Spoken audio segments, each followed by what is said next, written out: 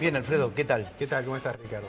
Bueno, como decías recién, la Reserva Federal, que es el Banco Central de los Estados Unidos, digamos, es equivalente al Banco Central, en realidad ha tomado una decisión que significa bajar lo que son los tipos de referencia a un mínimo histórico, es decir, en un rango que va entre 0 y 0,25%.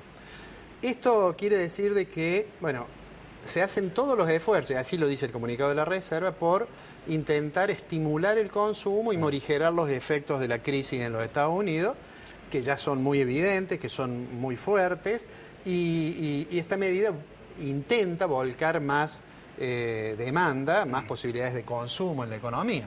Ahora hay que ver que también esto lo va dejando sin instrumento adicional a la Reserva Federal, porque una vez que tiene la tasa de interés virtualmente en cero, la política monetaria ya tiene poco por agregar, puede hacer modificaciones de encaje y ese tipo de cuestiones, pero como que se va agotando el instrumento monetario.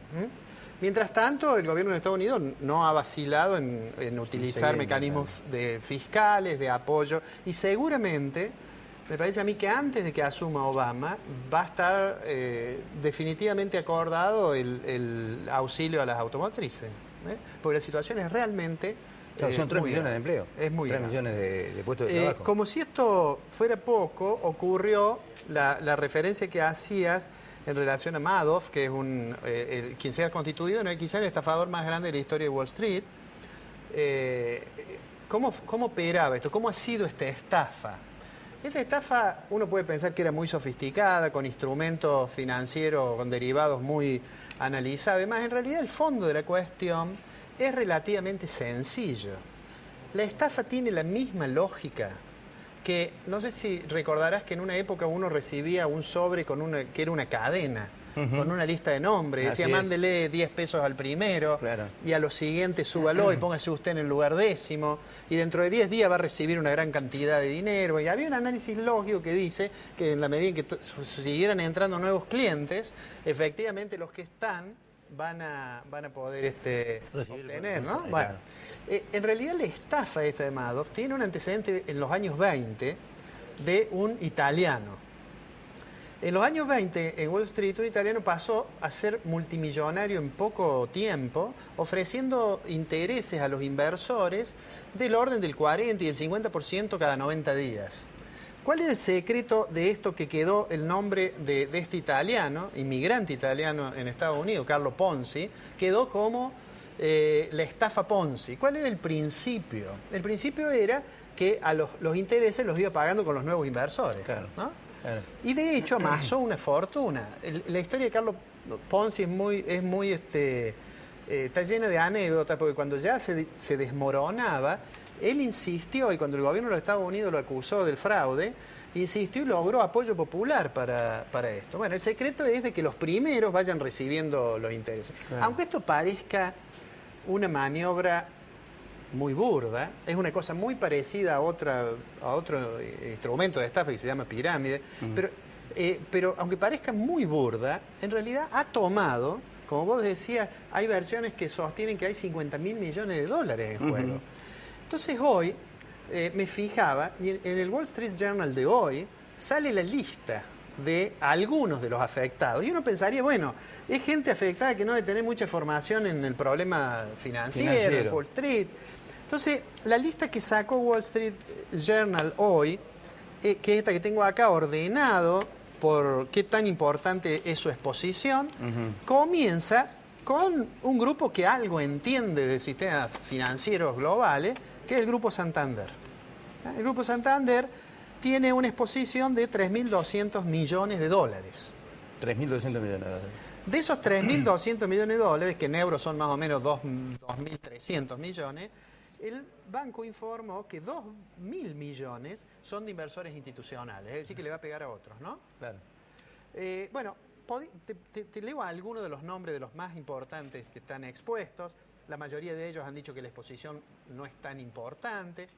El segundo también sabe algo de bancos, es el BNP Paribas, el banco francés. El tercero es el HSBC. En la Copa Davis, por ejemplo. Que estuvo en la Copa Davis. El tercero es el HSBC, que es un banco inglés, que bueno, no tiene tanta exposición, tiene 1.000 millones de dólares. Nada más. Nada más.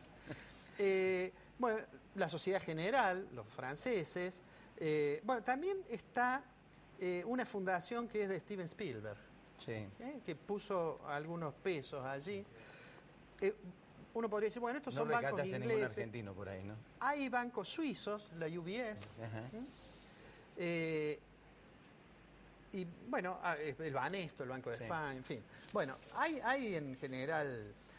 Argentino, hay uno que en realidad no es argentino, pero que es el área de Argentina de un banco español, que es el BBVA. Sí. Bueno, ese Banco de banco, Nueva Vizcaya. sí, tiene 410 millones de dólares de exposición, lo cual ¿En ha cuánto de inversores ha institucionales insistido tiene? mucho la compañía diciendo que no tiene exposición directa con Madoff, Ah. que en realidad va a tener pérdidas de más o menos 300 millones de euros si los fondos de Madoff finalmente se descubre que no existen, porque el negocio de Madoff era vender un derivado financiero que no existía. Claro. Y lo que lo compraban son expertos en derivados financieros, en deuda colateralizada, en fin, en todos esos productos tan sofisticados Ahora, que sirvieron. esto ocurre precisamente por el tema de la crisis internacional, si no, no hubiera saltado. Probablemente, pero en algún momento iba a surgir, porque Sí. es como lo de la cadena. Claro. En algún momento Se corta. alguno dice, bueno, a mí estará bien tener estos ingresos fabulosos. Y cuando entonces ahí hay como una especie de clic en la confianza y alguien empieza a retirar, se descubre que todo está sentado sobre pies de barro. Es algo más o menos parecido como ocurrió con los bancos aquí en Argentina. Sí, bueno, el sistema financiero por su propia naturaleza, es líquido, es decir, Claro. toma dinero y lo presta, pero cuando se desatan las corridas se ve que pasa, digamos, tiene riesgos de solvencia, ¿no? Así es. Bueno, pero digamos, traje esto que es una anécdota en realidad de 50.000 millones de dólares, porque como si fuera poco con la crisis en Wall Street, ahora esto agrega incertidumbre. No sé si recordáis cuando hablamos ya el año pasado acerca de la crisis, yo solía decir que uno de los problemas más graves que tenía esta crisis es que nadie sabía cuál era el grado de exposición del sistema bancario y que eso podía engendrar un riesgo de una crisis sistémica de bancos, Sí. al no conocerse el grado de exposición. Bueno, esto todo tiene que ver con la incertidumbre y con la desconfianza. Bueno, esto obviamente no agrega nada positivo para pensar en una recuperación, ¿no? Termino con esto porque vas a tener hoy la posibilidad de hablar sobre el tema de las medidas anunciadas, esto que yo he llamado el plan en fascículos. Me parecería importante decir dos cosas. Va a tener sanción la derogación de la tablita de Machinea. Sí.